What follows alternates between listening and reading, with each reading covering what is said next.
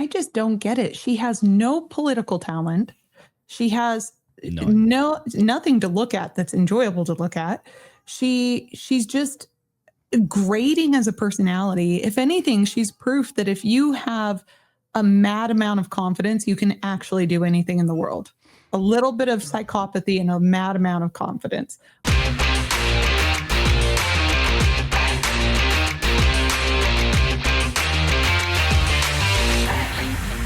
Speaking of boobs, can we talk about the boob that's running for governor in California? Have you seen this one? Oh, she's such a can I say the B word? Yeah, we can say bitch. Such a bitch. Yeah, oh, Lord. This is Katie Porter. If y'all have not seen this, because I thought like this has to be a meme, right? There's no way this is real. It's real. And there's been more videos dropping from this woman doing the same thing during interviews and cameras for the last couple of years. She is considered right now the leading candidate for governor in the state of California to replace Gavin Newsom when he's termed out, I think next year. So, and this was an interview with a CBS reporter, and it's bizarre, the reaction, and you think, well, maybe she was having a bad day. Well, let's take a listen, everybody. Let me show you what I'm talking about here. What do you say to the 40% of California voters who you'll need in order to win, who voted for Trump? How would I need them in order to win, man? Well, unless you think... I mean, I ain't going to make any jokes about the way she looks here, and especially in that lighting. It's so weird. One of her staffers hates her. One of her staffers is getting revenge. They're like, oh, yeah, the lighting is perfect. Yeah, well, it's funny you say that because there is another video of her just going off about the terrible lighting again in another interview. It's so bad. So again, the question was, what would you say to the 40% of California voters who supported Donald Trump in the last election? You know, that you may need them to win. Because again, she's not the only person running here. She's going to have to pick up some votes in the primary and in the general that aren't necessarily Democrat if you're going to have multiple people. And I don't recall or know if California does like a general or they have a runoff system where they primary and they have one Democrat, one Republican. I don't think they do, because the question seems to arise about, it may not be a Republican. But anyway, point being is that she's asking a simple question that apparently she asked to all the candidates, and again, right off the bat, and you're going to find out. This angle, too. Stop doing her any favors. No, this is so... It's Milo so Yiannopoulos, bad. he commented, he said, she's strong like a mountain. I think that's the nicest thing I've ever heard Milo say about anyone. I know there's a few injuries on the offensive line for the Bengals right now. So I'm sorry. For Trump. How would I need them in order to win, man? Well, unless you think you're going to get 60% of the vote. Look at her. Look at how she's like, oh, why would I need them to win? Like she's trying to do an Eddie Murphy camera take with this. You think you'll get 60%? Everybody who did not vote for Trump will vote for you. That's what you're saying. In a general election? Yes. That's ballsy.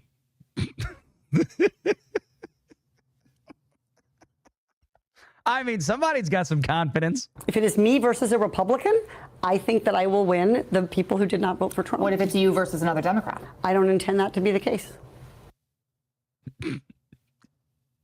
Sorry?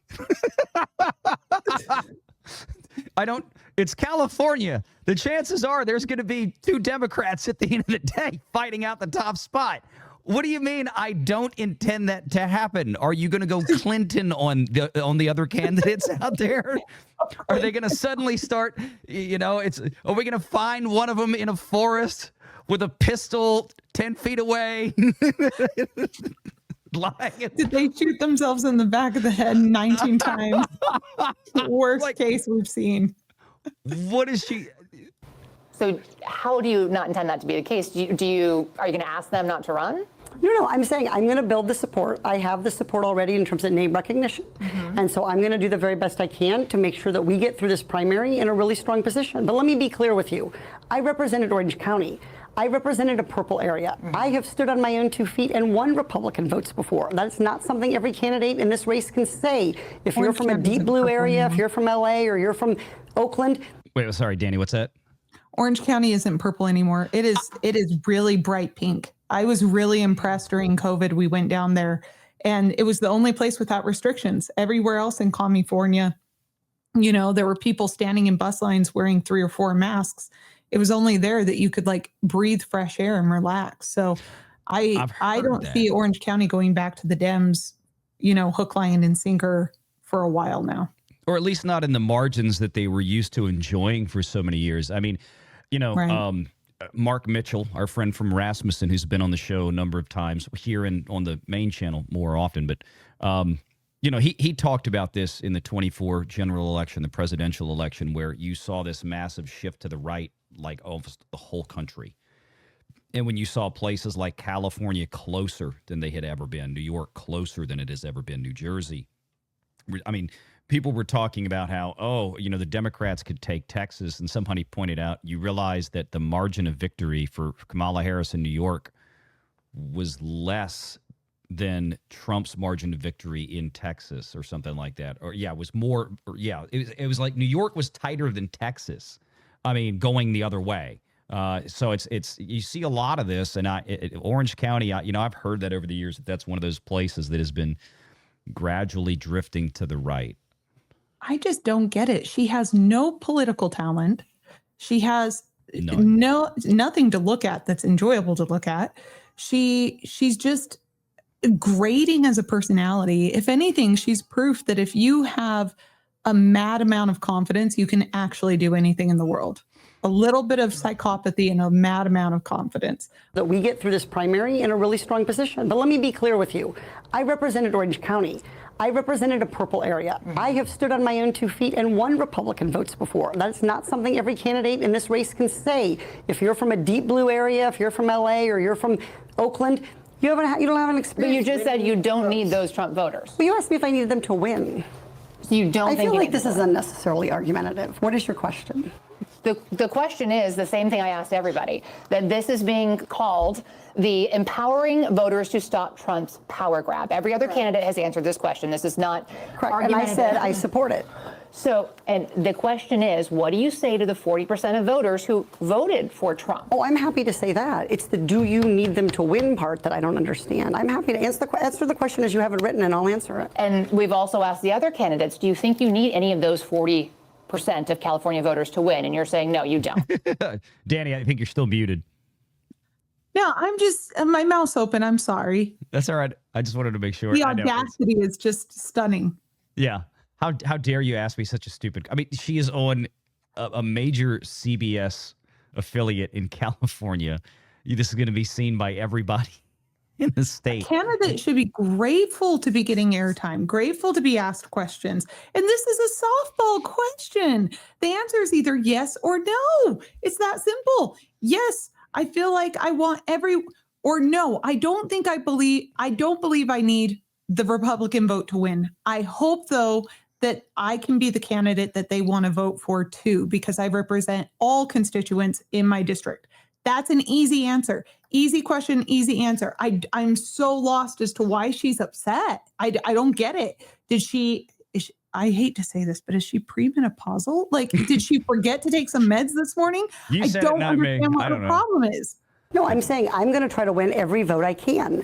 And what I'm saying to you is that Well, to those voters. Okay, so you... I don't want to keep doing this. I'm going to call it. Thank you. Rage quits. You're not She going just to straight up do the rage interview. You know what? I don't want to do this. I'm going to call it. Starts pulling the microphone off. It's just like, holy crap. You know what it is? It's someone who has been political royalty. This is what's happened is our politicians are so far removed from their constituents that once they've been in once, they have a hard time relating to people and being a normal person after that. because they've been somewhat sheltered by security teams and their own staffers and, yes men who just follow them everywhere they go. I think that's really what happens. And it happens on a local level, I've noticed too. This interview is no different than our DA. Our local Salt Lake County DA refuses to meet with Wendy Halloran, an investigative reporter for KUTV. She won multiple Emmys for her work. He refuses to meet with her because she asks questions. Right. That's it. That's all she does. She doesn't blow sunshine up his ass. And so he refuses to talk to her. This is happening nationwide. And we really do need to hold our politicians accountable. If she wins, though, you know what? Y'all get what you deserve. I have nothing better to say than that. So here we go. She rage quits on this. She doesn't like the question, and instead of just trying to answer it, and she gets in this weird defensive mode. Like, I don't need these people. Who needs these people? It's actually technically worse than Mitt Romney's moment back in 2012, where he said, and this was at a private event, where he said something to the effect of, well, what was it, like, 47% of the people are never going to vote for me anyway, so we don't worry about them. Right? Which I is understand. accurate. It is accurate, right? He said something accurate, but they hung that around his neck like an albatross for the rest of the campaign. This is even, she just flat out, she doesn't say that I'm not going to get them or whatever. She just says, I don't need them. I don't care. It's just straight up say she does not care about those voters. So ask the other candidates, do you think you need any of those 40% of California voters to win? And you're saying, no, you don't. No, I'm saying I'm going to try to win every vote I can. And what I'm saying to you is that backpedaling. Well, to those voters. Okay, so you... I don't want to keep doing this. I'm going to call it. Okay. Thank you. So bad. You're not going to do the interview with us? Nope, not like this. I'm not. Not with 7 follow-ups to every single question you ask. Every other candidate has answered. I don't care. Follow-ups. I don't care. I want to have a pleasant, positive conversation in which you ask me about every issue on this list. And if every question you're going to make up a follow-up question, then we're never going to get there. Ms. And Porter, we're just going to circle around. I am an investigative I have never reporter. had to do this before, ever. You've never had to have a conversation with to end a an reporter? interview. Okay, but every other candidate has done Sadly, this. I believe her. What part of... Yeah, no, I say it again. Sadly, I believe her. I actually believe she's never been asked questions. I actually believe she's never been investigated. I actually believe that she's never been tested in her life, as a matter of fact. I don't think that I think this woman's ego is so fragile. She has never had to defend herself ever.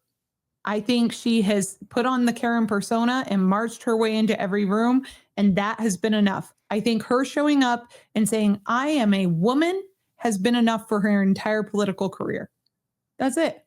I'm a woman and I support LGBTQAID, causes, and I support everyone in my district. And I support, she just knows how to parrot party lines, and that's enough for her. She's never had to think through a single position she's held. No. And I mean, her attitude is, well, I'm not going to do this. Well, I'm not going to do that. Well, it's like, well, you're not going to be governor. But then again, it is California, and the voters there, unfortunately, at least the majority of them, don't seem to be able to ever elect proper governance. It's crazy to me that this is the clip that's gone viral. What about the clip of her saying that PDF files are a sexual orientation that need to be protected? Okay, but every other candidate has done this. What part of I'm me? I'm running for governor because I'm a leader. So I am going to make... So you're not going to answer questions from reporters? Okay, why don't we go through? I will continue to ask follow-up questions because that's my job as a journalist, but I will go through and ask these, and if you don't want to answer, you don't want to answer. So nearly every legislative... I don't want to have an unhappy experience with you, and I don't want this all on camera. I don't want to have an unhappy experience with you either. I would love to continue to ask these questions so that we can show our viewers what every candidate feels about every one of these issues that they care about. And redistricting is a massive issue. We're going to do an entire story just on the responses to that question.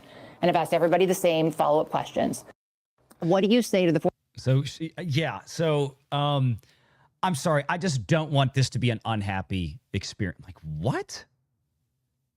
How are you going to run a state if you're going to run and hide from every unhappy, she's going to have a lot of unhappy experiences as an elected official at that level, at any level.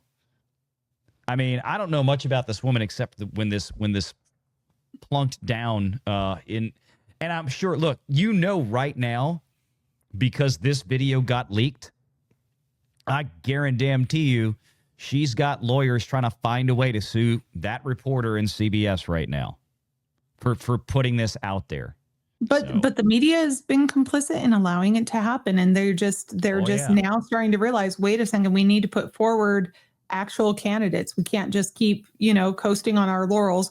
We can't keep cheating in elections. We can't keep pretending like, oh, sorry, I didn't say that. We can't keep pretending like everything is great and kumbaya. Just for comparison, my opponent, whenever he was interviewed, because he could just throw a fit and say, I'm never going to take an interview from you, reporter, again, right? Mm-hmm. When he was interviewed, they were all softball questions. He felt safe, and he got the questions in advance before the reporters would come to speak with him. I asked for the same courtesy. Of course, I was not extended said courtesy. So what I had to do as a Republican candidate is I had to tell them, I will bring my own film crew. Mm-hmm. I'm fine doing the interview, but just know that I will be publishing the entirety of our interview online. Right. So that I'm not taken out of context. Right, because that's the biggest problem these days with a lot of news organizations, especially if you're on the wrong side of the political aisle from what they want. Oh, Charlie Kirk. Charlie Kirk is the victim of being clipped out of context. Oh, he is, and he's the exact victim of that. And so I learned from him, from other politicians, the only way you're going to get a fair shake with reporters is to say, I will release the entire interview if you're not fair. And my viewers will get to see it. The constituents will get to see the way that you've treated me in an interview. You know what I think happened here? I think this nice, pretty blonde lady, investigative reporter, competent, confident, sat across from her, shook her hand, was wearing a very shiny cross, and it just, I think it threw her. I think she wasn't prepared for that. I think she felt threatened the minute that woman sat down to interview her. Make sure you're subscribed to Valiant Renegade and join us every Sunday at 6 p.m. Eastern for the live show.